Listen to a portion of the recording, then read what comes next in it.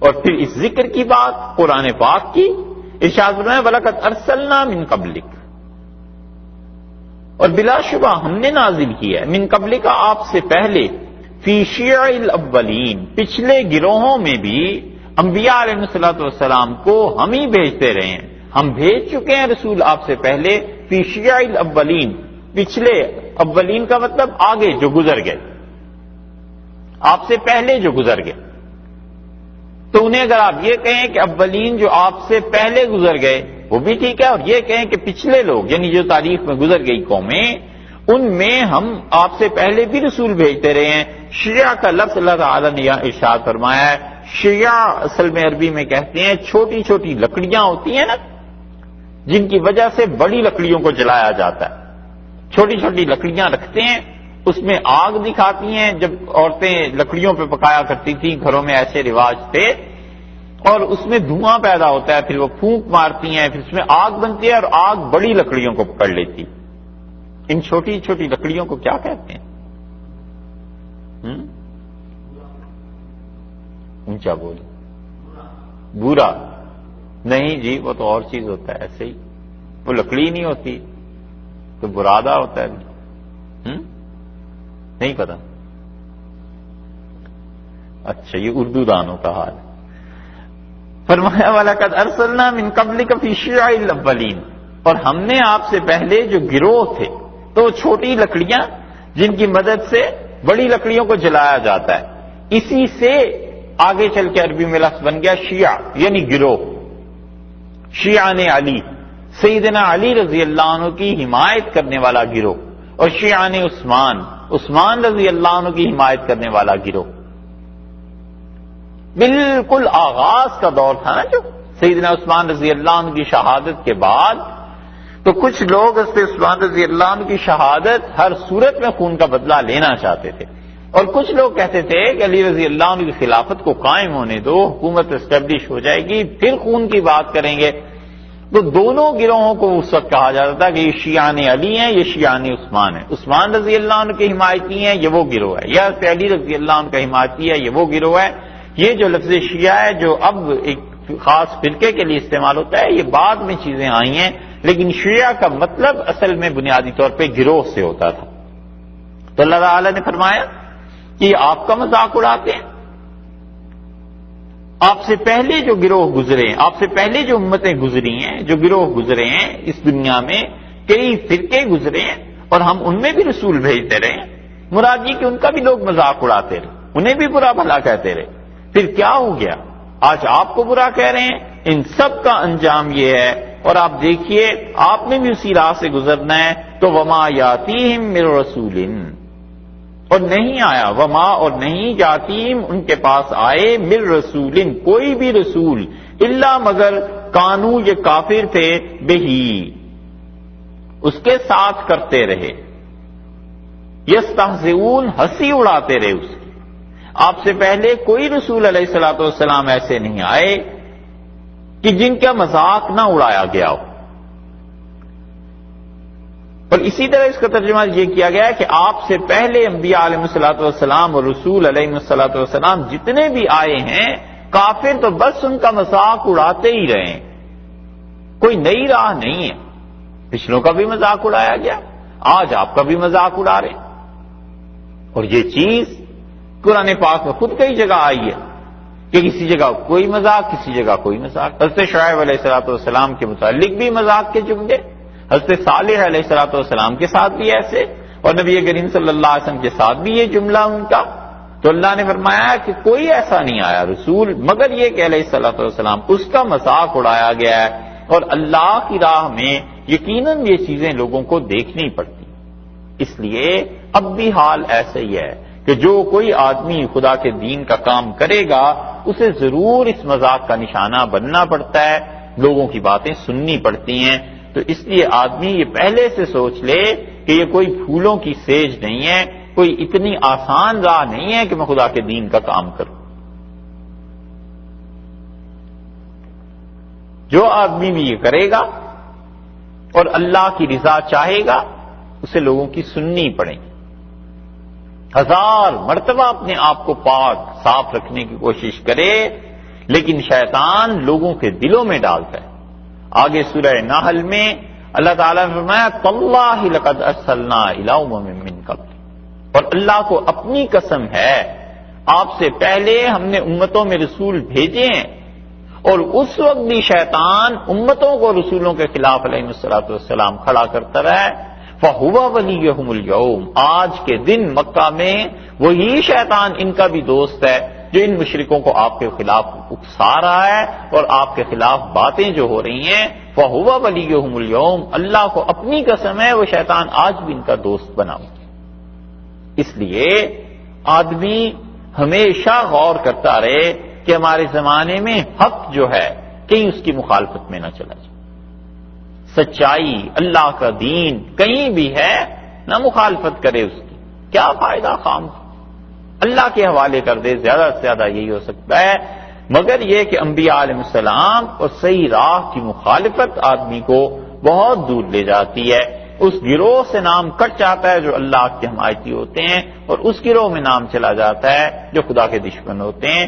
اس لیے اللہ نے فرمایا جب بھی کوئی رسول علیہ الصلوۃ والسلام آئے ہیں مگر یہ کہ ان کا مذاق ہمیشہ اڑایا گیا ہے. کذالک، اور اسی طرح نسلکہ، ہم ڈال دیتے ہیں.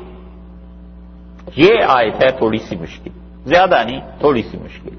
کذالک نسلکہ، اور اسی طرح ہم کیا کرتے ہیں، ایسے ہی ہوتا ہے، بٹھا دیتے ہیں، ڈال دیتے ہیں اس کو فی قلوب المجرمین، مجرموں کے دلوں میں ہم اس کو ڈال دیتے ہیں. ایسے ہی اختلاف اور ساری آیت میں جو مسئلہ ہے وہ پر ہے کہ یہ کیا ہے. ایک، اور اس سے بھی اگلی آیت اسی کے ساتھ، لا یؤمنون بہ، یہ اس کو نہیں مانتے، کافر اس پہ ایمان نہیں لاتے. وقد خلت، اور یہ جاری ہے، یہ ہوتی آئی ہے، سنت الاولین، پچھلے جو تھے نا وہ گناہگار مجرم وہ بھی ایسے ہی کیا کرتے تھے، پچھلوں سے یہ بات ہوتی آئی ہے، وہ بھی اسی طرح مخالفت کیا کرتے تھے جس طرح آج یہ مخالفت کر رہے ہیں. ان دونوں آیات میں جو تھوڑی سی مشکل پیش آتی ہے وہ ایک لفظ پر پیش آتی ہے، اس ضمیر پر کہ یہ کدھر لوٹ رہی ہے، اور پھر لا یؤمنون بہ، یہ اس کو نہیں مانتے. پہلے تو یہ دیکھ لیجئے کہ نسل کو میں جو کچھ مراد ہے نا کہ یہ ہم نے ان کے دلوں میں ڈال دی ہے، اسی پہ سے مراد یہ ہے کہ لا یؤمنون بہ، یہ اس چیز کو نہیں مانتے. مثلا فرض کر لیجئے کوئی ایک لفظ ہم لے لیتے ہیں، کذالک، بالکل اسی طرح، بلکہ اصل پہ ہی آ جاتے ہیں. کذالک، اللہ نے فرمایا یہ آپ کی مخالفت کر رہے ہیں نا، آپ کا مذاق اڑا رہے ہیں. نسلکہ، ہم اس مذاق اڑانے کی جو حالت ہے اس کو ڈال دیتے ہیں. استہزاء، مذاق اڑانا، یہ مذاق اڑانا جو ہے ہم ڈال دیتے ہیں کہاں پر، فی قلوب المجرمین، مجرموں کے دلوں میں ہم یہ بات ڈال دیا کرتے ہیں. لا یؤمنون بہ، اور مجرم جو ہیں وہ اس مذاق اڑانے پر ایمان نہیں لاتے. ہو گئی نا مشکل، کیونکہ اگر وہ ایمان نہیں لاتے تو اس کا مطلب وہ مذاق نہیں اڑاتے. یہ تو وہ بیکار قول ہے، ردی. جنہوں نے بھی اسے لکھا ہے انہوں نے تردید بھی کیا، انہوں نے کہا اس کا تو مطلب ہی نہیں پھر بنتا. اس لیے وہ کیا کرتے ہیں اس سے بچنے کے لیے یا اصل بات کے لیے وہ کہتے ہیں کذالک نسلکہ، ہم اس مذاق اڑانے کو فی قلوب المجرمین، کافروں کے دلوں میں ڈال دیتے ہیں. اور مذاق جب اڑاتے ہیں تو لا یؤمنون بہ، وہ اس قرآن پر ایمان نہیں لاتے. تو اب دونوں جگہ ضمیریں مختلف ہو گئی. پہلی ضمیر ہو گئی استہزاء کے لیے، مذاق اڑانے کے لیے، اور دوسری ہو گئی کہ لا یؤمنون بہ، وہ اس قرآن پر ایمان نہیں لاتے. یہ ٹھیک تفسیر کی ہے مفسرین نے ایک. لیکن اس تفسیر پہ اشکال یہ پیدا ہوتا ہے کہ جب اللہ ہی نے ان کے دل میں ڈال دیا کفر اور مذاق اڑانا تو پھر ان کا کیا قصور ہوا؟ تو مفسرین کہتے ہیں کہ اصل علت، اصل چیز اس کی طرف اشارہ ہے کہ افعال اللہ ہی نے پیدا فرمائے اور انسان ان کا کاسب ہے. جو اس دن رات کو بحث ہو رہی تھی نا کہ اہل سنت والجماعت کا مسلک یہ ہے کہ دنیا کے تمام افعال کا خالق اللہ ہے اور کاسب بندہ ہے، اور افعال جو پیدا فرمائے ہیں اللہ تعالی نے اس میں حسن خوبصورتی ہے یا نہیں ہے، کیوں خدا نے بری چیزوں کو پیدا کیا ہے، یہ اس کا کام ہے، بندہ اپنے ارتکاب پہ پکڑا جائے گا۔ تخلیق بری نہیں ہے چیزوں کی، ارتکاب برا ہے۔ یہ اسی بحث کا ایک حصہ ہے، اس لیے آپ اس کو وہی دیکھ لیجئے جو وہی اسی کو سن لیجئے گا کہ کذالک نسلکہ، اللہ نے کہا کہ ہم نے اس مذاق اڑانے کو ان کے دلوں میں ڈالا ہے، مجرموں کے دلوں میں، کیونکہ اگر قبیح اور بری چیزیں نہ ہوتی، کفر نہ ہوتا تو یہ دنیا امتحان کی جگہ ہی نہ رہتی۔ امتحان جب ہی ہے جب ایک چیز کے مقابلے میں بھی دوسری چیز ہے، لا یؤمنون بہ، اور وہ اس قرآن کو نہیں مانتے۔ حسن بصری رحمۃ اللہ علیہ وغیرہ انہوں نے اس بات کو اور طرح سے لیا، اور یہ اگر پہلی تفسیر لے لی جائے کہ کفر کو بھی اللہ ہی نے پیدا کیا ہے تو یہ معتزلہ کا بہت بڑا رد ہے۔ معتزلہ اپنے عقائد میں کہتے تھے کہ بری چیزیں خدا نے پیدا نہیں کی،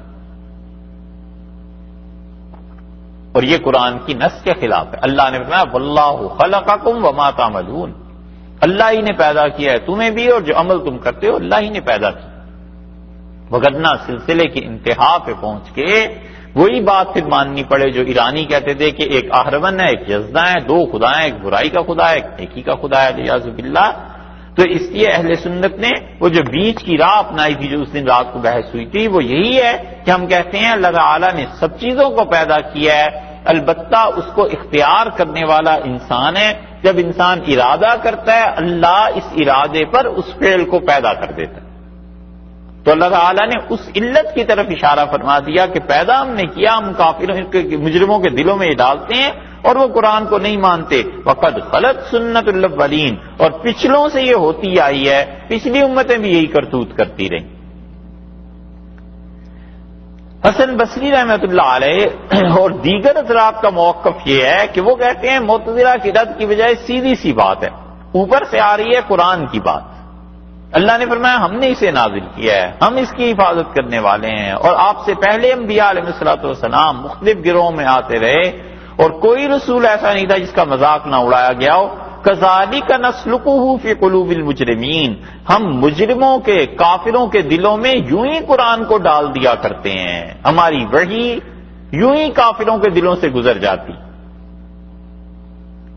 یہ جو آج مکہ کے مشرک آپ کے سامنے ہیں، ہم ان گناہ گاروں کو اسی طرح قرآن سناتے ہیں تاکہ قیامت میں حجت قائم ہو، اور یہ کہیں ہم ان سے کہ ہمارا قرآن تمہارے پاس نہیں آیا تھا، میرا پیغام تمہارے پاس نہیں آیا تھا۔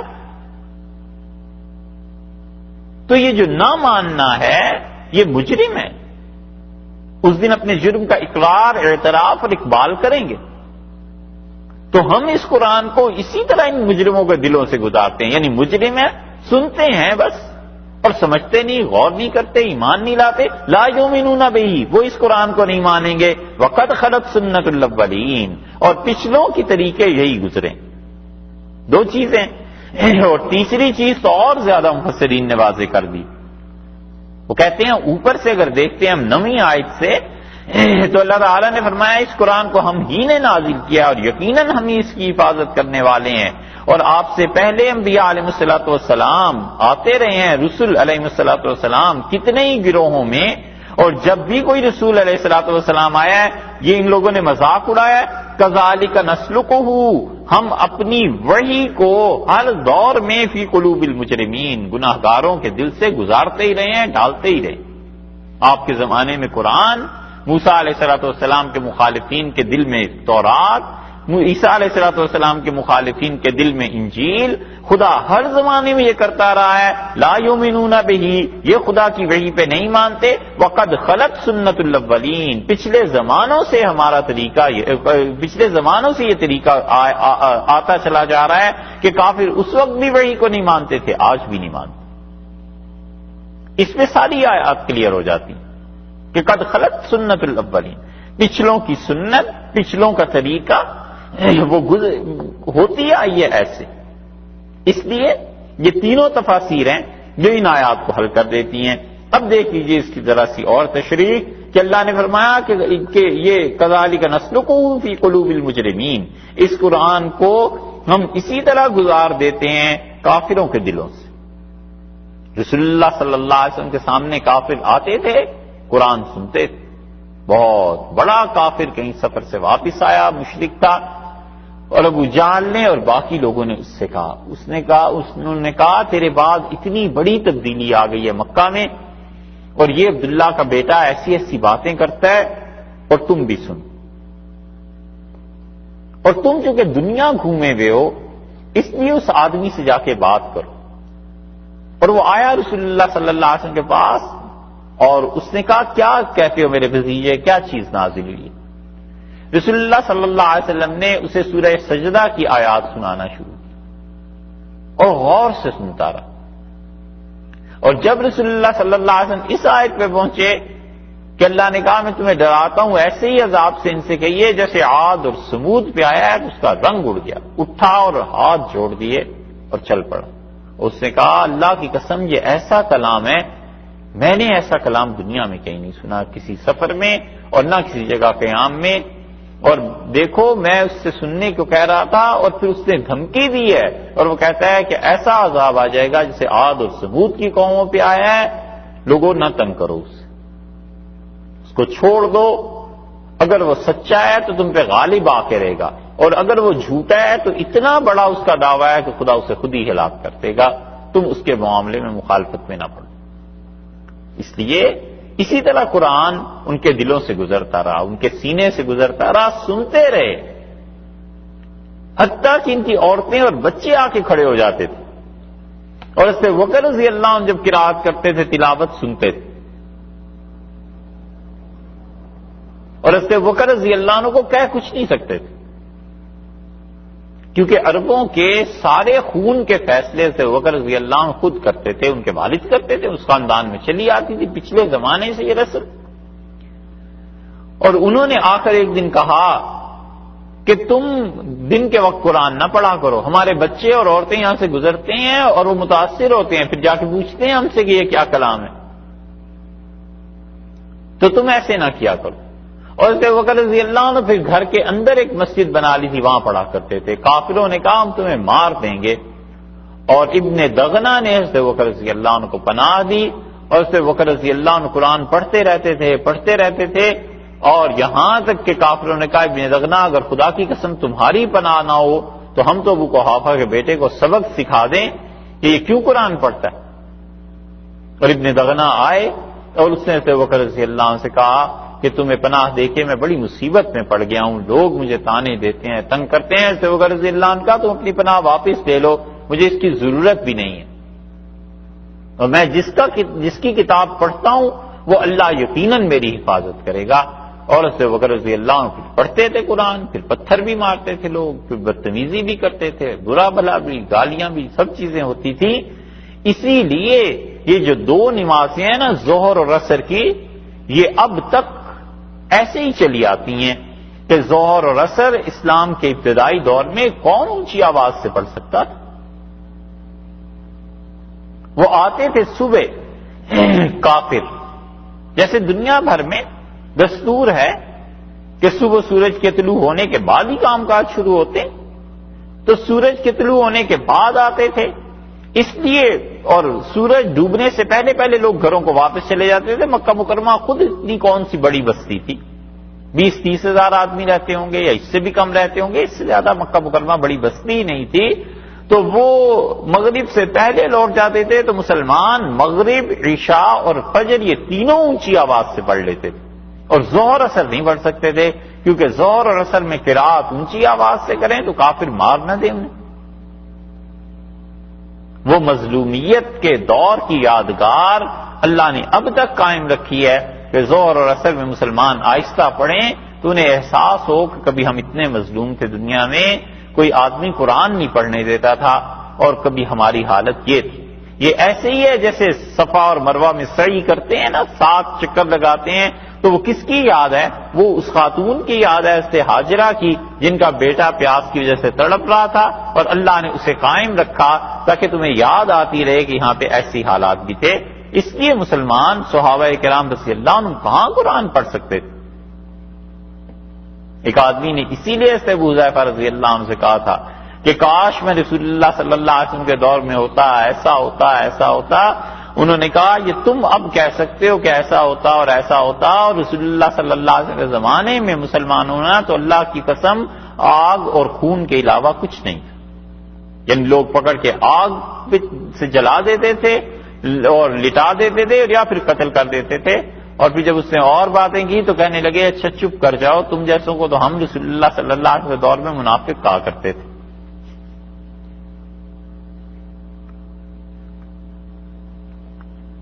تو ایمان، اسلام کا اظہار، یہ چیزیں قرآن کا پڑھنا کوئی اتنا آسان تھا؟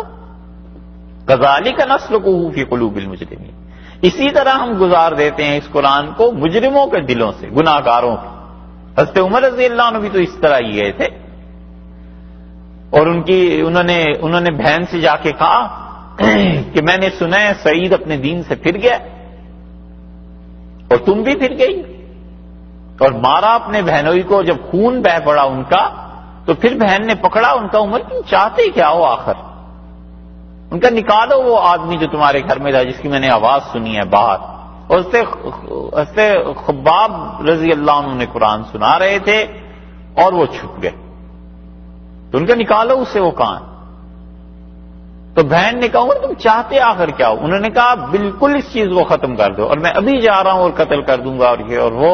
تو بہن نے کہا یہ نہیں ہو سکتا عمر، تم جو مرضی ہمارے ساتھ کرو، ہمیں اللہ نے ہدایت دے دی اور صحیح دین سے ہم نہیں پھریں گے۔ ان کا لاؤ پھر اس سے وہ جو سنا رہا ہے۔ تو وہ آئے تو انہوں نے کہا پڑھو، مجھے دو، میں پڑھتا ہوں۔ 17 آدمی کل قریش میں اس وقت پڑھے لکھے تھے، مگر نہ قریش کہاں پڑھنا لکھنا جانتے تھے، اور وہ بھی نربوں میں ایک بڑا گیا تھا، اور جدہ سے جا کر وہ الف با تا سا یہ سارے مٹی سے لکھوا کے اور مٹی کو آگ میں اچھی طرح تپا کر وہ حروف گویا کہ پکا کر کے آگ میں لے آیا تھا مکہ مکرمہ میں، اور اس نے قریش کو وہ سکھایا کہ پڑھتے کیسے۔ تو حضرت عمر رضی اللہ عنہ 17 آدمیوں میں سے ایک تھے جو پڑھتے تھے بس۔ تو اس نے کہا کہ نہیں، پاک، بہن نے کہا پاک آدمی سے چھو سکتا ہے۔ تو حضرت عمر رضی اللہ عنہ کا اچھا پھر ان کا تم غسل کرو۔ غسل کر کے حضرت عمر رضی اللہ عنہ آئے، ان کا لاؤ وہ کیا چیز ہے۔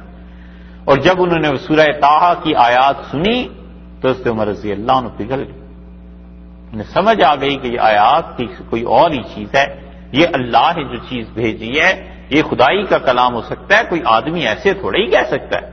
اس لیے قرآن سن کے ہدایت ملتی تھی، اور قرآن پاک ہی وہ مؤثر ذریعہ تھا لوگوں کو اللہ کے دین کی طرف، توحید کی طرف بلانے کا، اور قیامت تک یہ ایک ہی چیز ہے جس سے ہدایت پائیں گے لوگ۔ اسی لیے امام مالک رحمۃ اللہ علیہ کسی نے پوچھا کہ اس امت کی فلاح، اس امت کی کامیابی کس میں ہے؟ انہوں نے کہا جس چیز نے اس امت کو پہلے دور میں فلاح دی تھی، کامیابی دی تھی، وہی آخری دور میں بھی فلاح کا باعث بنے گی، کامیابی کا، اور وہ قرآن ہی ہے زائد۔ اور اب دنیا میں کوئی پڑھتا ہو نہ پڑھتا ہو، مسلمان نہیں پڑھتے، بس یہ حالت ہو گئی ہے کہ دنیا جہان کی چیزیں پڑھنے کے لیے وقت ہے۔ ہم اپنے بچوں کو، اپنی اولادوں کو 20-20 سال پڑھاتے ہیں کالجز میں، یونیورسٹیز میں، کہاں کہاں، اور ہم انہیں قرآن نہیں پڑھاتے، نہ خود پڑھتے ہیں نہ ان کو پڑھاتے۔ اسی لیے بڑی بڑی بڑی مشکل چیز، اور خاص طور پہ آپ جس ملک میں رہ رہے ہیں، بالکل غفلت نہیں کرنی چاہیے۔ اللہ کے بندو بالکل غفلت نہ کرو، اس قرآن کو خود پڑھیے، 1 گھنٹہ بس روز دے دیجیے، ویکینڈ پہ 2 گھنٹے دے دیجیے، 24 گھنٹے ہوتے ہیں بھائی، 1 گھنٹے کی نیند قربان کر لو، کچھ کرو، 1 گھنٹہ آپ اس قرآن پاک کو پڑھیں۔ اگر آپ کے ذہن قبول کرے، یہ ریکارڈنگ ہے، اسے سن لیں، اور جو کچھ آپ کی سمجھ میں آتا ہے اس سے بغیر زیادہ بحث کیے اپنے بچوں کو بس یہی سمجھا دیں یہ تو نہیں ہے کہ اس ریکارڈنگ اور ان چیزوں کو سن کے کوئی آدمی بہت صاحب علم اور صاحب نظر بن جائے گا. اس کے لیے بڑا علم چاہیے ہوتا ہے، زندگی کھپانی پڑ جاتی ہے. وہ لمبی باتیں وہ نہ صحیح، اس کو سن لیجئے، کوئی ایک آدھ تفسیر اچھی رکھ لیجئے، پڑھیے، اپنے بچوں کو سمجھائیے کہ بیٹے خدا نے قرآن میں یہ کہا ہے. اللہ نے قرآن میں، بچے جب بڑے ہو جائیں، لڑکیاں لڑکے، وہ قرآن پاک کو 1-2 مرتبہ پڑھ لیں. اس سے آپ کا اپنا قرآن بھی محفوظ رہے گا، ان بچوں کو بھی اتنا تو پتا ہوگا نا کہ باپ نے کچھ پڑھا دیا. اس ایمان کو، اس دین کو وہ آگے بھی منتقل کر سکیں گے. باہر جائیں گے، نئے نئے نظریات، نئی نئی چیزیں سنیں گے، تو بھی اتنی تو احساس ہوگا ہی کہ یہ والد نے جو قرآن میں پڑھایا تھا وہ یہ چیز نہیں ہے، وہ چیز اور ہے، یہ چیز اور ہے. اور بچے اگر قرآن پاک نہیں پڑھیں گے، لڑکیاں اور لڑکے یہ سارے وہی چیزیں پڑھتے رہیں گے جو کالجز میں، یونیورسٹیز میں ان میں پڑھائی جا رہی ہیں. تو آپ سوچئے پھر ذہنی تربیت کہاں سے ہوگی، اخلاقیات کہاں سے پیدا ہوں گے، اللہ کا خوف کیسے آئے گا، عدل کیسے قائم ہوگا. کوئی ایک چیز ہے جس سے قرآن میں تبدیلی آتی ہے، قرآن سے تو ساری زندگی تبدیل ہو جاتی. اور یہ ایسا جرم ہے جو ہمارے ہاں نسلوں سے چلا آ رہا ہے. کم سے کم 9 نسلیں اس میں بیت گئی ہیں اور لوگوں نے قرآن نہیں پڑھا. 9 نسلوں کا مطلب یہ ہے کہ 300 برس بیت گئے. 1707 میں اورنگزیب رحمۃ اللہ علیہ کا انتقال ہوا تھا. 1807، 1907 اور اب 2007 آ رہا ہے. 2 سال رہ گئے نا، 2007 شروع ہو جائے گا. ان 300 برس میں پچھلے مسلمانوں نے قرآن پاک کو سبکن یہ نہیں پڑھا.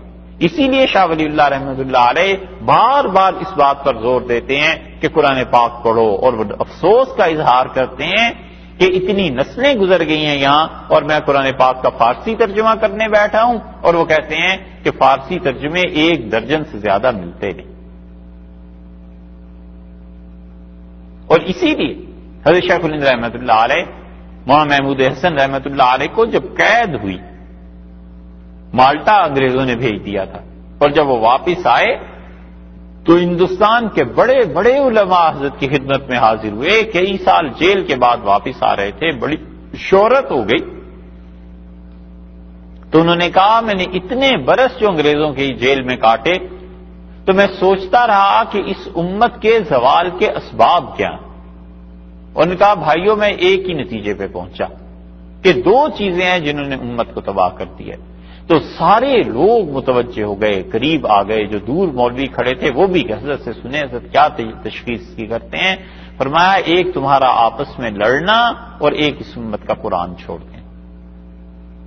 فرمایا یہ لڑائیاں ختم کرو ان فرقوں کو اور فرقہ بازیوں کو، اور دوسرے اس قرآن کے لیے پھر میں نے ترجمہ کیا ہے.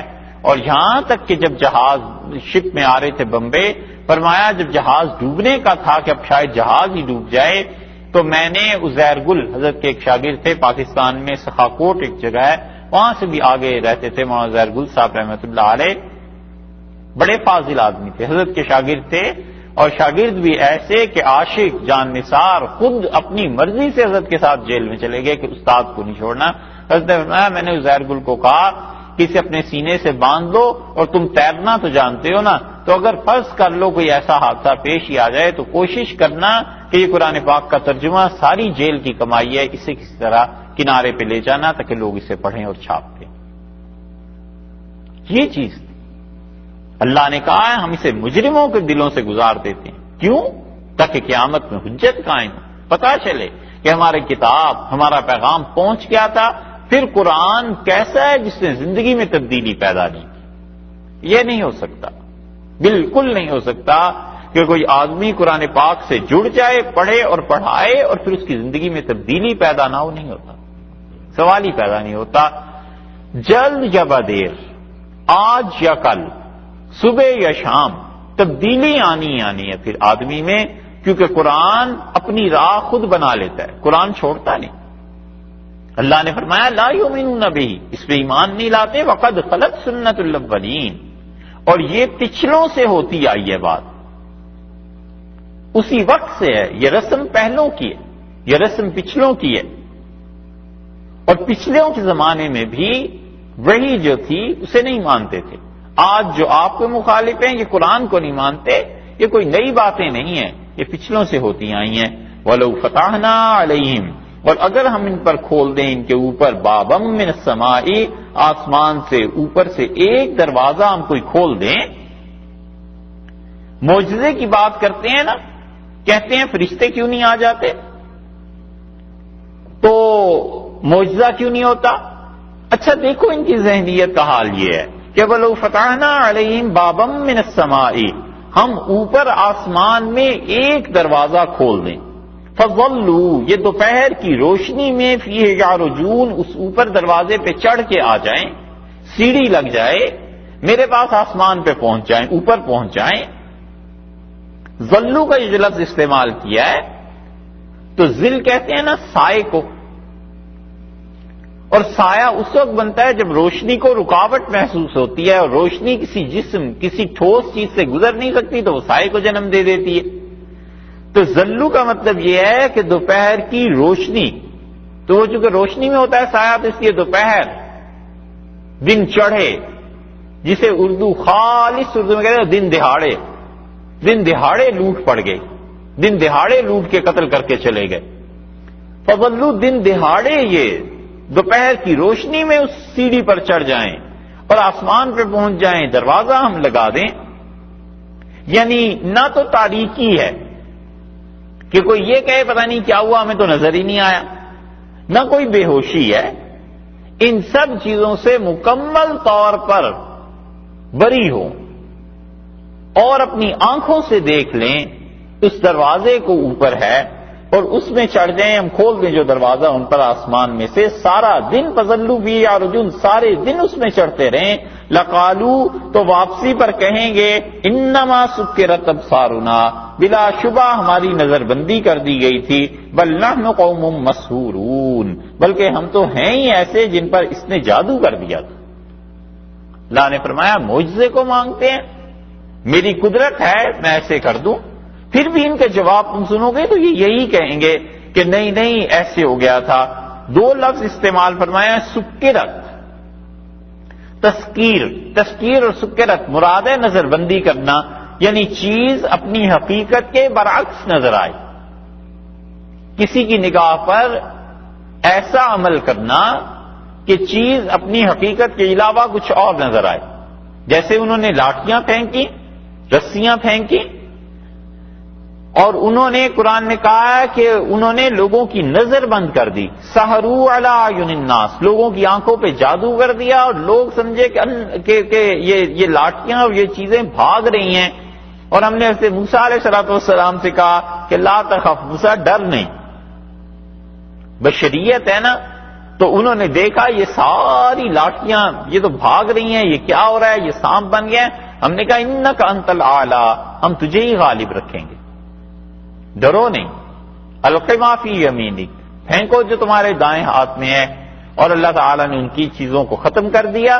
تو اس لیے تذکیر ایسی چیز، ایسی نظر بندی کہ چیز کچھ اور ہو اور حقیقت میں کچھ اور نظر آئے. تو اس لیے فرمایا کہ کیا کہیں گے کہ لقالو، کہتے ہیں انما سکرت ابصارنا، تحقیق ہماری آنکھوں پر کیا کر دیا گیا، جادو. اور آنکھیں ہی نہیں، ایک تو آنکھیں ہوتی ہیں نا، بل نحن قوم مسحورون، بلکہ ہمارے تو دماغ پھیر دیے گئے. پہلی بات تو یہ تھی کہ اوپر آ جائیں، آسمان میں چڑھ جائیں، چڑھتے رہیں سارا دن. کافی ہو جانا چاہیے کہ تم جو معجزہ مانگ رہے ہو، تم جو بار بار کہہ رہے ہو کہ رسول اللہ صلی اللہ علیہ وسلم علیاذ باللہ دیوانے ہیں اور انہیں کچھ پتہ نہیں کہ اللہ چلو آ جاؤ ہمارے پاس، لوٹ کے پلٹ کے پھر یہی کہیں گے کہ نہیں نہیں ہماری تو آنکھوں کو کچھ ہو گیا تھا. اس سے بھی بڑھ کر کہتے ہیں بل نحن قوم مسحورون، ہمارے تو دماغ پر جادو کر دیا گیا تھا. پہلے تو کہا آنکھیں متاثر ہوئی ہیں، اس سے بڑھ کر کہتے ہیں نہیں ہمارے تو دماغ کو ہی جادو ہو گیا تھا. بھی آنکھیں تمہاری بند ہو گئی تھی تو پاؤں ہاتھ یہ تو کام کر رہے تھے نا، جادو ہو گیا تھا ایسا کہ ہمارے دماغ ہی اپنی جگہ پر نہیں رہے. یہ لوگ تو ایسے ہیں. اس میں جو لفظ آیا نا انما سکرت ابصارنا، اس انما کا ترجمہ کرتے ہوئے بعض حضرات سے غلطی ہو گئی. انما کا ترجمہ عام طور پر سے یہ ہوتا ہے کہ انا کا لفظ عربی میں استعمال ہوتا ہے یعنی اس چیز میں کوئی شک و شبہ نہیں. اور ما کا مطلب الا مگر، انما یہ چیز نہیں ہے مگر یہ ہے، ایسے استعمال ہوتا ہے کہ یہ کچھ نہیں ہے مگر ایسے. تو اگر یہاں پر وہ ترجمہ لیں گے تو اس کو اگر آپ دیکھیں تو مطلب یہ ہوگا کہ انما بلا شبہ ایسے نہیں ہے کہ سکرت ابصارنا، ہماری آنکھیں جو ہیں ان پر جادو ہو گیا. تو پھر جادو کدھر ہوا؟ بل نحن قوم مسحورون، انہوں نے کہا ہم تو قوم ایسی ہیں جس پہ جادو کر دیا گیا ہے. تو ابصار نگاہ کے مقابلے میں کوئی چیز ہے نہیں. اس لیے مفسرین کہتے ہیں کہ انما کا یہاں جو ہے نا فائدہ، یہاں جو اس کا ترجمہ ہے اس کا مطلب ہے تحقیق. یقیناً ایسے ہوا ہے کہ کہیں گے یہ سب کچھ جو کچھ ہو رہا ہے یہ ہماری آنکھوں پہ جادو ہو گیا ہے، حالانکہ حقیقت میں ظاہر ہے کہ ایسے نہیں ہے. اللہ نے جو چیزیں دکھائی ہیں وہ سب کی سب حقیقت پر مبنی ہیں. اس لیے اللہ تعالیٰ نے یہاں تک ان کا جواب دیا. اب اس کے بعد اپنی توحید پر دلائل دینے شروع کی کہ تم اس ذکر کو نہیں مانتے، قرآن کو نہیں مانتے، نبی کریم صلی اللہ علیہ وسلم کے لیے بےہودہ جملے استعمال کرتے ہو، تمہیں نہیں پتا، تم معجزوں کے مطالبے کرتے ہو. ہم اتنی بڑی چیز دکھا دیں کہ آسمان میں دروازہ لگ جائے تم چلے آؤ، تم پھر بھی اس پہ اعتراض کرو گے اور اللہ کی بات نہیں مانتے ہو.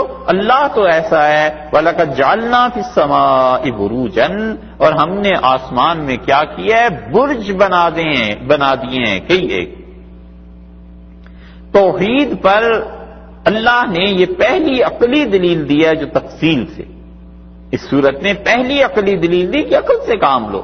ہم نے تو آسمان میں برج بنا دیے ہیں کئی ایک. برج کا مطلب یہ ہے کہ اللہ تعالی نے اس میں ستاروں کو مختلف حصوں میں تقسیم کر دیا. اور پرانے زمانے میں جو لوگ بھی رصدگاہ قائم کرتے تھے، آبزرویٹری یہی ہوتی ہے نا، دنیا اب تو بہت جدید ہو گئی ہے، لیکن پرانے زمانے میں مسلمانوں کا خاص فن تھا. اور ان سے بھی پہلے رومی، ایرانی، یہ سب اپنے فن میں طاق اور ماہر تھے، اور یہ ستاروں کی گردش کا مطالعہ کرتے تھے کہ کون سا ستارہ کب طلوع ہوتا ہے. عرب مثلاً کہتے تھے، اور یہ سچ بھی تھا، وہ چمڑا کھالیں جو ہوتی تھی جانوروں کی، کیونکہ حرم مکہ میں، مکہ مکرمہ تو مرکز تھا قربانیوں کا، لوگ آتے تھے، اس زمانے میں بھی بتوں پہ نظر و نیاز چڑھاتے تھے، قربانیاں ہوتی تھی، تو وہ اس چمڑے کو رکھ دیتے تھے اور کہتے تھے سہیل ستارہ جب طلوع ہوتا ہے تو وہ وقت آ جاتا ہے چمڑے میں خوشبو پیدا ہو جاتی. اور واقعی ان کا تجربہ تھا زندگی کا. یعنی سہیل ستارہ کب طلوع ہوتا تھا؟ وہ کہتے تھے اتنا جب حرارت جب اتنی ہو جاتی ہے. اب تو ٹیمپریچر کو پیمائش کر لیتے ہیں نا، تو وہ کہتے تھے جب گرمی اتنی ہونے لگے. گرمی کیسے ناپتے تھے؟ کہتے تھے جب اونٹ کے پاؤں چلنے لگے. یہ گرمی ناپنے کا ایک طریقہ تھا. تو وہ کہتے تھے یہ وقت آ جاتا ہے، سہیل ستارہ جب طلوع ہوگا چمڑے میں خوشبو پیدا ہو جائے گی. اور عربوں کا چمڑا دنیا کی بہترین چیزوں میں شمار ہوتا تھا. ہندوستان سے چمڑا بھی جاتا تھا اور عرب اپنا چمڑا بھی بناتے تھے. ہندوستانیوں کے لیے بڑے تعجب کی بات ہے کہ بر صغیر سے کوئی چیزیں ایسی بھی تھیں جو جایا کرتی تھیں مکہ مکرمہ میں، حجاز میں، حالانکہ رسول اللہ صلی اللہ علیہ وسلم کا دور تو یہ ابھی کا ہے، 1500 سال ہی ہوا ہے. ہندوستان سے تو 7000 سال پہلے، 8000 سال پہلے بھی تجارت ہوتی تھی. اس زمانے میں بھی انڈیا سے چیزیں جاتی، سامری کے دور میں بھی چیزیں جاتی تھیں. حضرت موسیٰ علیہ السلام کے برعکس جو سامری تھا، بر صغیر بڑا مرکز رہا ہے ان چیزوں کا. تو چمڑا یہاں سے جاتا تھا اور چمڑا عرب بہت پسند کرتے تھے. اور اسی چمڑے کو حضرت ہاشم لے کے گئے تھے اس کے پاس، شاہ روم کے پاس، اور چمڑے کا تحفہ بھی دیا اور اس سے لکھوا کے بھی لے آئے کہ عربوں کے، قریش کے جتنے قافلے آئیں گے کوئی ٹیکس نہیں لوگے، اور تم لوگوں کے جتنے قافلے ہماری طرف آیا کریں گے ہم ٹیکس وصول کریں گے. حضرت ہاشم یہ تحریر لے آئے اور یہ ان کی تحریر اس وقت کی بہت بڑی کامیابی تھی، گویا کہ انہوں نے ایران اور روم کے ٹیکس سے عربوں کو بچا دیا. انتقال ان کا جلدی ہو گیا. شاید 25-27 برس کے تھے جب انتقال ہو گیا. اگر وہ جیتے تو اور عربوں کے لیے بڑے کام ہوتے. غزہ میں انتقال ہوا تھا. یہ غزہ کا نام آتا رہتا ہے نا فلسطین کے اس میں قضیے میں. اور اسی لیے عربوں نے چمڑا بھیجا تھا جب حضرت جعفر رضی اللہ عنہ ہجرت کر کے گئے ہیں نجاشی شاہ حبشہ کے پاس. تو حضرت عمر بن العاص رضی اللہ عنہ گئے تھے بہت سی چیزیں لے کے, ان میں چمڑا خاص طور پہ لے کے گئے تھے. وہ شاہ نجاشی نے بڑا پسند کیا چمڑا. تو حضرت عمر بن العاص رضی اللہ عنہ وغیرہ کو یہ امید ہو گئی کہ بادشاہ نے تحفے قبول کر لیے, لہذا اب یہ مسلمانوں کو نکال دے گا. تو اس نے جب سنی حضرت جعفر رضی اللہ عنہ کے بعد چمڑا سب واپس کر دیا. اس نے کہا یہ لے جاؤ, میں ان لوگوں کو نہیں نکال سکتا. تو عرب کہتے تھے سہیل ستارہ جب طلوع ہوتا ہے چمڑے میں خوشبو پیدا ہو جاتی, کیونکہ ان کا تجربہ تھا. پھر اسی طرح رصد گاہیں جو تھیں پرانی, یہ لوگ دیکھتے تھے ستاروں کی حرکات کو, اور قدیم ان کا عقیدہ یہ تھا کہ یہ ستارے جو ہیں آسمانوں کے ساتھ جڑے ہوئے ہیں, ملے ہوئے ہیں, اور 7 ستارے 7 آسمانوں میں جڑے ہوئے ہیں, ملے ہوئے ہیں, اور 8واں آسمان بالکل فارغ ہے. اور وہ آسمان 8واں آئینے کی طرح ہے. اور 9واں آسمان جو ہے وہاں پر بہت ستارے ہیں بے پناہ, اور ان ستاروں کو وہ کہتے تھے اسے دیکھو یہ جو شکل بنتی ہے یہ ایک ترازو کی شکل بنتی ہے, لہذا یہ میزان ہے. یہ جو شکل بنتے ہیں چند ستارے ملائیں آپس میں تو یہ شیر کی شکل بنتی ہے, لہذا یہ اسد ہے. یہ ملائیں تو یہ سارے ستارے ملائیں تو اس سے مچھلیوں کی شکل بنتی ہے, جیسے 2 مچھلیاں, اور وہ اس کو انہوں نے حوت کا نام دے دیا. کیا کہتے ہیں اسے اب ستاروں میں یہ ہے نا پائسز, لیو, اس طرح کی چیزیں نا. تو انہوں نے 12 برج بنائے.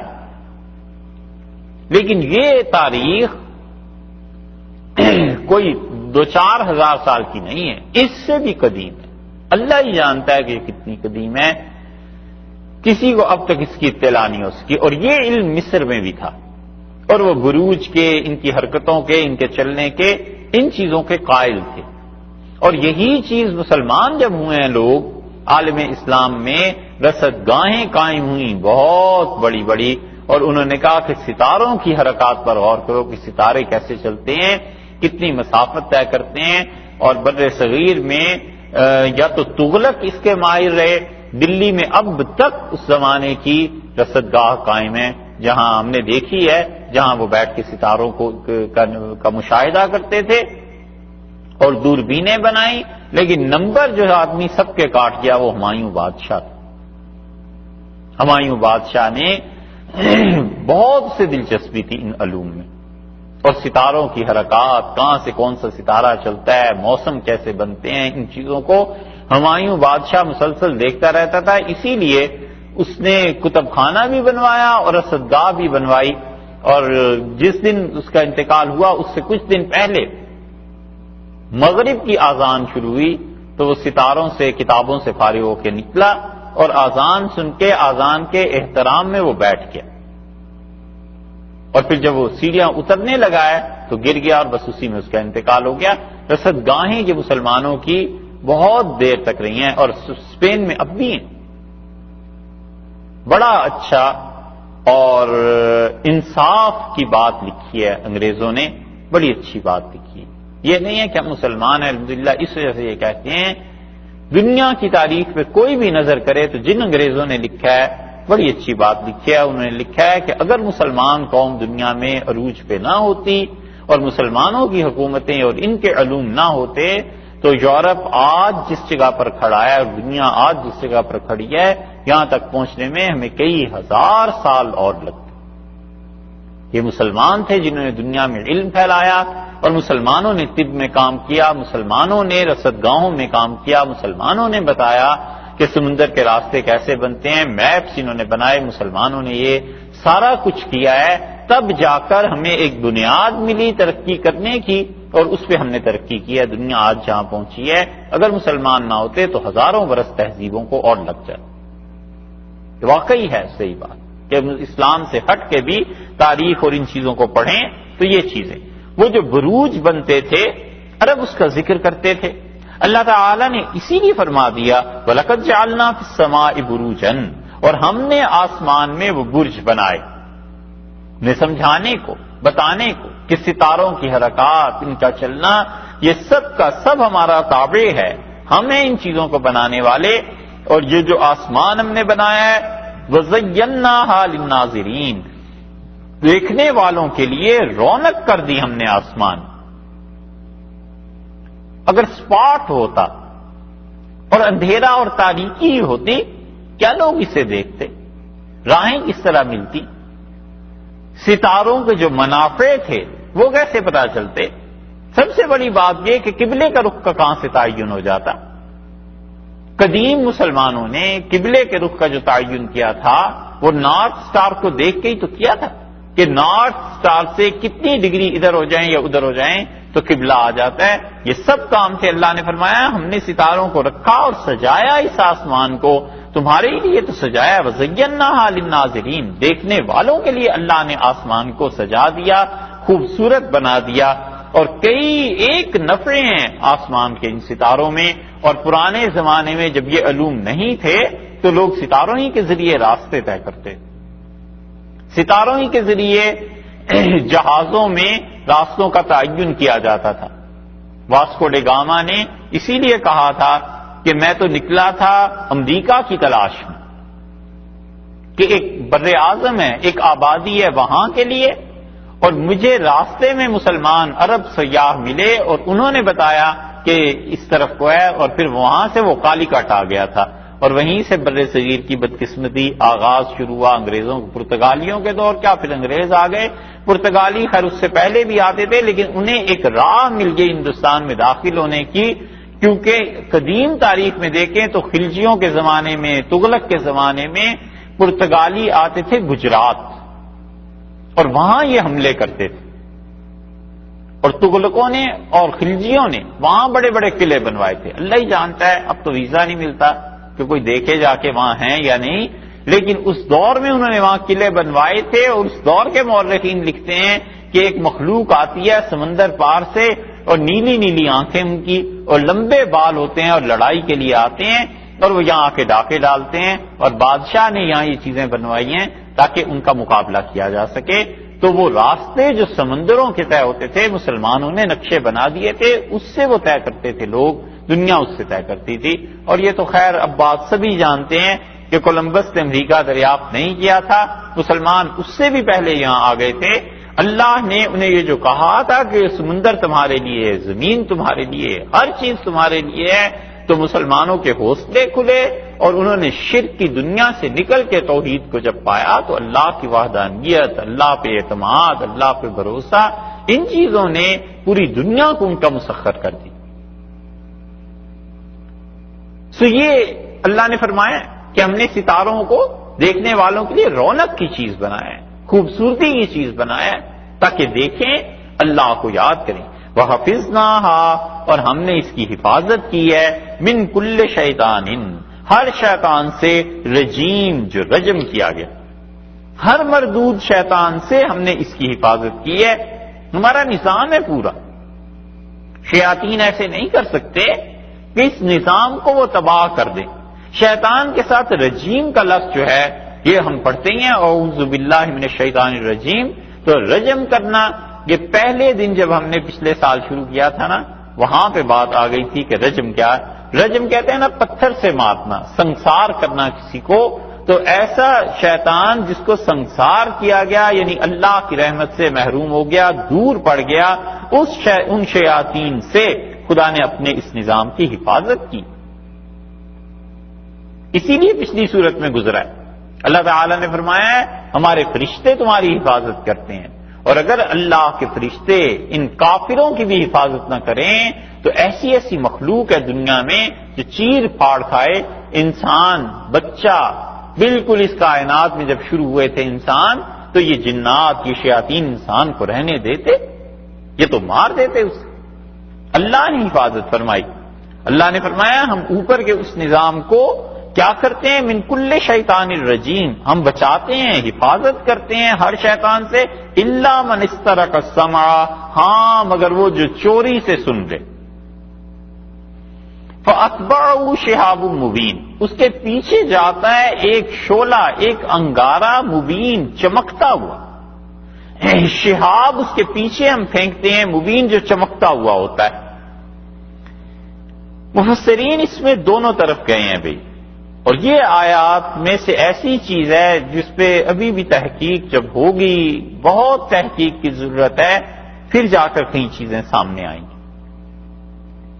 کچھ کا خیال تو یہ ہے کہ یہ شہاب ثاقب جسے ہم گرتے ہوئے دیکھتے ہیں، وہ کہتے ہیں یہاں پہ مرادی نہیں، بلکہ لکھنے والوں نے یہاں تک لکھا ہے، انہوں نے کہا یہ جاہلانہ خیال ہے جاہلیت کا کہ رات کو جو ستارہ ٹوٹتا ہے یہ کسی شیطان کو مارا جاتا ہے۔ وہ کہتے ہیں اللہ جس عالم کا ذکر کر رہا ہے یہ سارے کا سارا غیب کا عالم ہے، ہم اسے دیکھ ہی نہیں سکتے،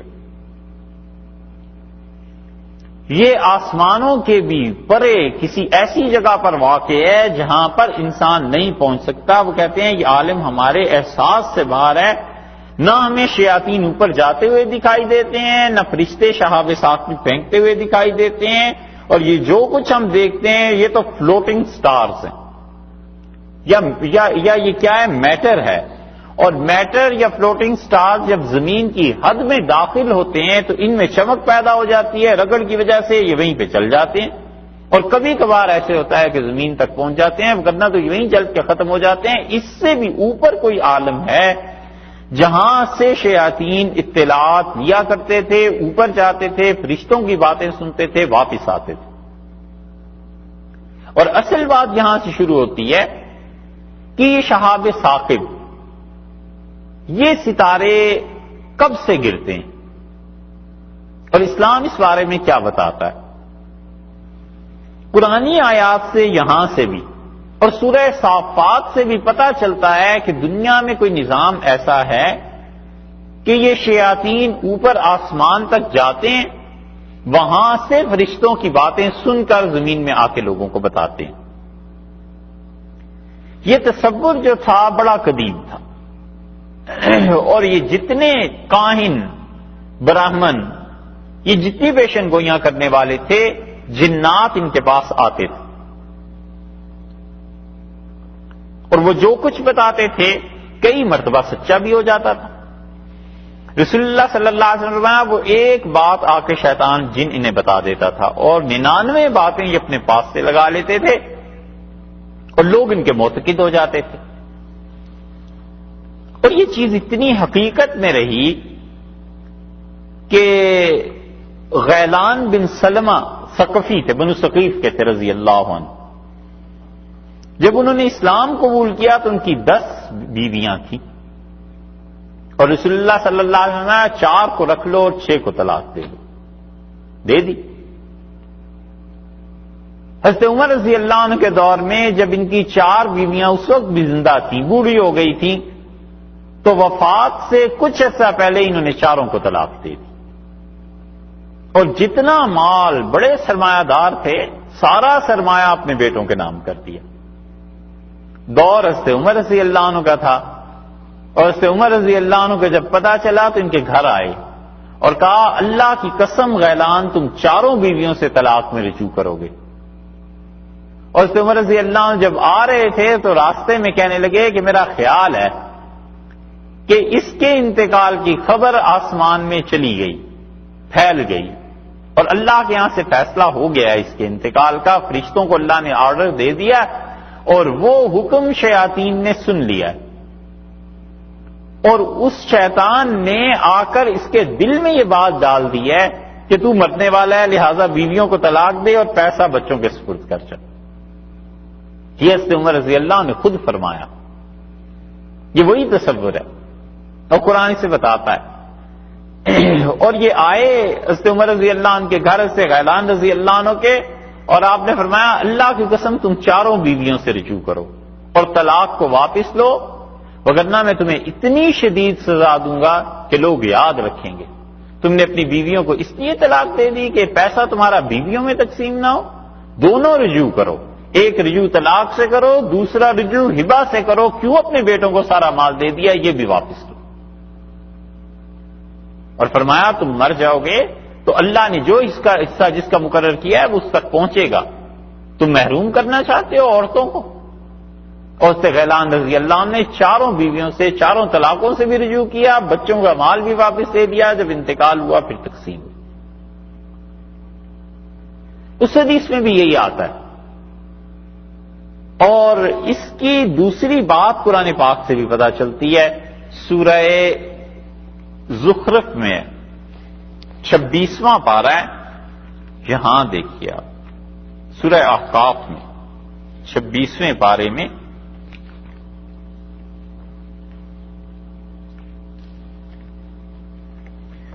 چھبیسواں پارہ اور 46 نمبر سورت ہے احقاف۔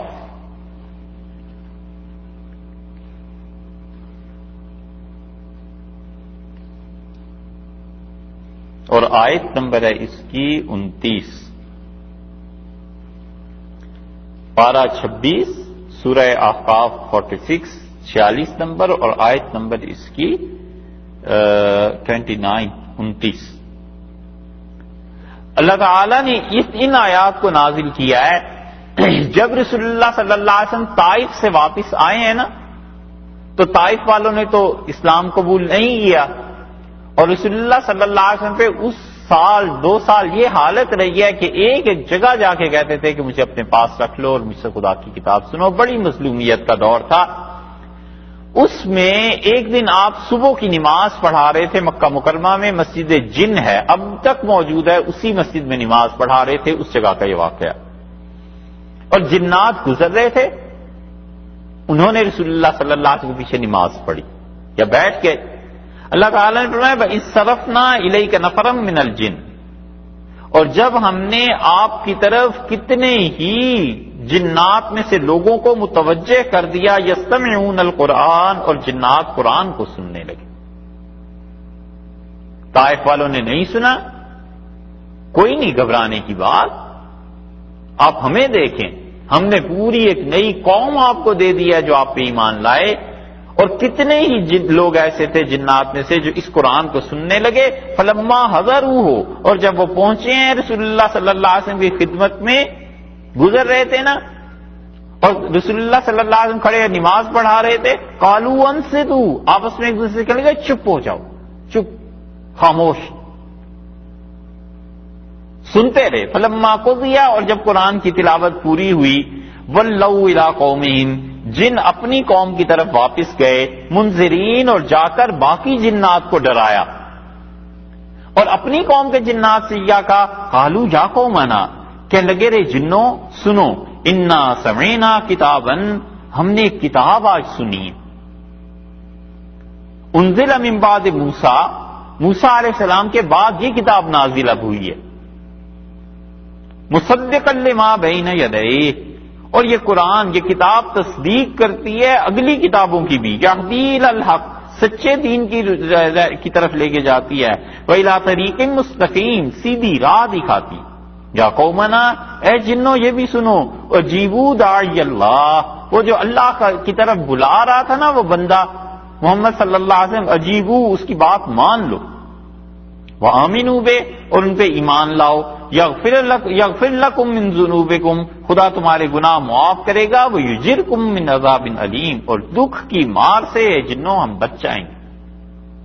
ومن لا یجب داعی اللہ، اور جو اس پکارنے والے کی آواز نہیں سنے گا، جس کو ہم سن کے آئے ہیں، اس کی بات کو نہیں مانے گا علیہ الصلوۃ والسلام، فلیس بمعجز فی الارض، تو وہ زمین پہ بھاگ کے کہیں خدا کو نہیں ہرا دے گا، ولیس لہ من دونہ اولیاء، اور اللہ کے علاوہ اس کی مدد بھی کوئی نہیں کرے گا، اولئک فی ضلال مبین، اور جو لوگ اس کی بات نہیں سنیں گے یہ تو کھلی گمراہی کی بات ہے، گمراہ ہو جائیں گے۔ یہ ہے واقعہ، تفصیل تو اس کی کبھی آئے سورہ احقاف میں تو انشاءاللہ بات کریں گے، مگر قرآن سے بھی پتہ چلتا ہے کہ یہ قوم جنہوں نے سنا، ہوا یہ کہ جنات چاہتے تھے کبھی اور آسمان سے سن کر یہ خبریں واپس لاتے تھے. اور قرآن میں کئی جگہ پہ آیا ہے. حضرت عمر رضی اللہ عنہ کی بھی یہ روایت آئی ہے. اور یہ آ کر بتاتے تھے مختلف کاہنوں کو کہ یہ بات ہوئی ہے، آسمان میں یہ فیصلے ہوئے ہیں.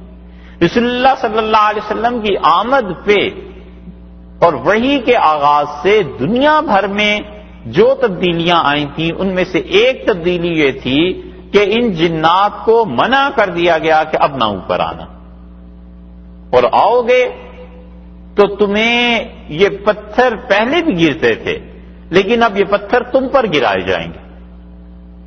اسی لیے مسلم کی روایت میں آیا ہے کہ ہم نے رسول اللہ صلی اللہ علیہ وسلم کے ساتھ بیٹھے ہوئے تھے اور ایک ستارہ ٹوٹا، تو رسول اللہ صلی اللہ علیہ وسلم نے ہم سے پوچھا کہ تم جانتے ہو یہ کیا ہے؟ ہم نے کہا اللہ کے رسول کسی بڑے آدمی کی موت کی وجہ سے یا کسی بڑے آدمی کی پیدائش پہ آسمان سے ایسی چیزیں آتی ہیں. تو رسول اللہ صلی اللہ علیہ وسلم نے نہیں، یہ ایک اللہ کا نظام ہے جو ایک عرصے سے چلا آتا ہے. تو اس سے معلوم ہوا کہ یہ صرف رسول اللہ صلی اللہ علیہ وسلم کے دور سے شروع نہیں ہوا، خود آپ نے فرمایا کہ ایک عرصے سے مدتوں سے چلا آتا ہے. اور آپ نے کہا البتہ اب یہ ہو گیا ہے کہ یہ جو شیاطین جاتے ہیں کچھ سننے کے لیے، سنگن لینے کے لیے فرشتوں کی کہ کیا فیصلہ آسمان میں ہوا ہے، تو ان ستاروں کو بھی مارا جاتا ہے. یہ تو تفصیل تھی اس کی. اب رہ گئی یہ بات کہ کیا یہ جو شہاب ثاقب ہمیں نظر آتے ہیں کیا یہی ہوتے ہیں؟ تو کچھ حضرات کا خیال یہ ہے کہ وہ کہتے ہیں یہ نہیں ہوتے. یہ شہاب ثاقب تو مدتوں سے، جب سے زمین پیدا ہوئی ہوگی اللہ ہی جانتا ہے کہ اس زمانے سے چلے آ رہے ہیں. اور یہ جو روشنی ہم دیکھتے ہیں یہ وہ مراد نہیں ہے جو قرآن کہتا ہے کہ اوپر سے پھینکے جاتے ہیں، مارے جاتے ہیں. قرآن اس عالم کی گفتگو کرتا ہے جو اب تک ہماری پہنچ اور دسترس میں نہیں ہے. وہاں جو شیاطین ہیں وہ جاتے ہیں، اوپر سنتے ہیں، نہیں سنتے، ان کو مار پڑتی ہے، کتنی پڑتی ہے، یہ سب باتیں غیب کی ہیں. جو کچھ وہ اطلاع لاتے ہیں پھر وہ آگے ٹرانسفر کرتے ہیں اس زمین کے جنات کی طرف. اور کچھ مفسرین اس طرف گئے ہیں کہ وہ کہتے ہیں کہ پہلے شہاب ثاقب پہلے بھی گرا کرتے تھے. ہم یہ نہیں کہتے کہ اب شروع ہوئے ہیں رسول اللہ صلی اللہ علیہ وسلم کی آمد سے، البتہ ہم یہ کہتے ہیں کہ پہلے شہاب ثاقب سے یہ کام نہیں لیا جاتا تھا، اب پتہ چلتا ہے کہ اس سے یہ کام بھی دیا جاتا ہے، اور اسی لیے بعض شیطانوں کو پتھر پڑتے ہیں. باقی رہ گئی یہ بات، یہ دونوں مفسرین کی اپنی اپنی آراء ہیں. قدما عام طور پہ اسی طرف گئے ہیں، اور جو کچھ جدید دور کے مفسرین ہیں وہ اس طرف گئے ہیں کہ وہ کہتے ہیں ہماری دسترس میں ہی نہیں ہے یہ سارے کا سارا عالم. رہ گئی یہ بات کہ شیاطین جا کے سنتے ہیں اور اللہ کے جو فیصلے وہاں ہوتے ہیں فرشتوں کو دیے جاتے ہیں. یہ ہوتا ہے، یہ اب بھی ہوتا ہے. جن لوگوں کے پاس جنات اور ایسے مکروہ کاروبار ہوتے ہیں ان کے پاس آتے ہیں یہ شیاطین، اور وہ جو عام طور پہ کافر ہوتے ہیں ان کے دل میں القاء کرتے ہیں کہ یہ کام ہونے والا ہے، یہ چیز ہونے والی ہے، اور اس کے ذریعے وہ لوگوں کو بے وقوف بناتے ہیں. وہی بات ہے جو رسول اللہ صلی اللہ علیہ وسلم نے بتائی. آپ نے کہا ایک بات آ کے وہ بتا دیتا ہے اور اس کے بعد 99 باتیں یہ اس میں سے اپنے پاس سے جوڑ لیتے ہیں اور یوں یہ لوگوں کو بے وقوف بناتے ہیں. اس لیے اللہ نے فرمایا ہے کہ ہم اوپر کے نظام کی حفاظت کرتے ہیں ہر شیطان مردود سے، الا من استرق السمع، ہاں کوئی چیز جو سن لیتا ہے، چرا لیتا ہے کوئی جن، فَأَتْبَعَهُ شِهَابٌ مُبِينٌ، اور اس کے پیچھے دہکتا ہوا انگارہ، دہکتی ہوئی چمکتا ہوا انگارہ، چمکتی ہوئی آگ ہم اس کے پیچھے پھینک دیتے ہیں. یا یہی جو ہمیں نظر آتی ہے، ممکن ہے اس سے یہ کام ہوتا ہو، اور یا یہ کہ کوئی عالم ہی دوسرا ہے جس کا اللہ نے یہاں پر ذکر فرمایا ہے اور بتایا ہے کہ وہ دنیا بھی ساری ہماری قبضہ قدرت میں ہے. کتنے ہی عرب تھے جو رسول اللہ صلی اللہ علیہ وسلم پہ ایمان لائے ہیں، اور اس کی ایک وجہ یہ بنی کہ جنات آ کر مکہ مکرمہ میں جو کاہن تھے انہیں بتاتے تھے کہ یہ چیز ہونے والی ہے، یہ بات ہونے والی ہے.